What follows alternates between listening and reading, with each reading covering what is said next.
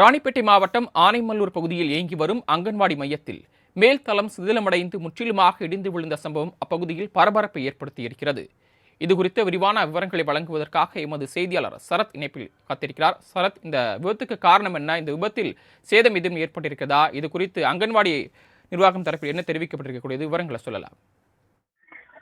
சரவணன், தற்போது திமிரி அடுத்த ஆனைமல்லூர் கிராம பகுதியில அங்கன்வாடி மையமானது செயல்பட்டு வருது. இந்த அங்கன்வாடி மையத்துல 30 குழந்தைகள் கல்வி பயின்று வரும் நிலையில சுமார் கடந்த 6 மாத காலமாகவே அப்பகுதியை சேர்ந்த பெற்றோர்கள் மற்றும் பொதுமக்கள் அங்கன்வாடி மைய கட்டிடத்தின் உறுதியற்ற நிலைமை குறித்து ஊராட்சி நிர்வாகம் மற்றும் ஊராட்சி ஒன்றிய நிர்வாகத்தினரிடம் புகார் மனுவினை வழங்கி வரும் நிலையில இந்த அங்கன்வாடி மைய கட்டிடமானது இன்று திடீரென எதிர்பாராத மேல்தளம் முற்றிலுமாகவே சிதலமடைந்து கீழே விழுந்துள்ளது.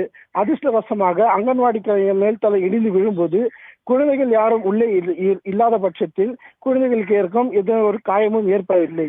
தற்போது அங்கன்வாடி கட்டிடம் உறுதியற்ற நிலைமையில் இருப்பது குறித்து பல மாதங்களாக புகார் தெரிவித்தோம் வந்த நிலையில எந்த நடவடிக்கையும் எடுக்காத காரணமாகவும் தற்போது மேல்தளம் இடிந்து விழுந்திருக்கும் சூழ்நிலையில பெற்றோர்கள் அந்த அங்கன்வாடி மையத்திற்கு தங்களது குழந்தைகளை அனுப்பாமல் வீட்டிலேயே நிறுத்தி வைத்து ஊராட்சி நிர்வாகம் மற்றும் திமிரி ஊராட்சி ஒன்றிய நிர்வாகத்துக்கு எதிராக தற்போது தங்களது கண்டனத்தை தெரிவித்து வருகின்றனர்.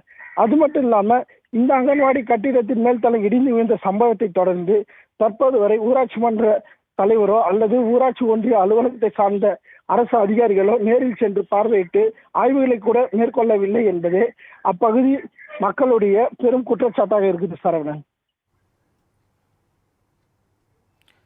தாங்கள் வழங்கிய விரிவான தகவல்களுக்கு நன்றி சரத்.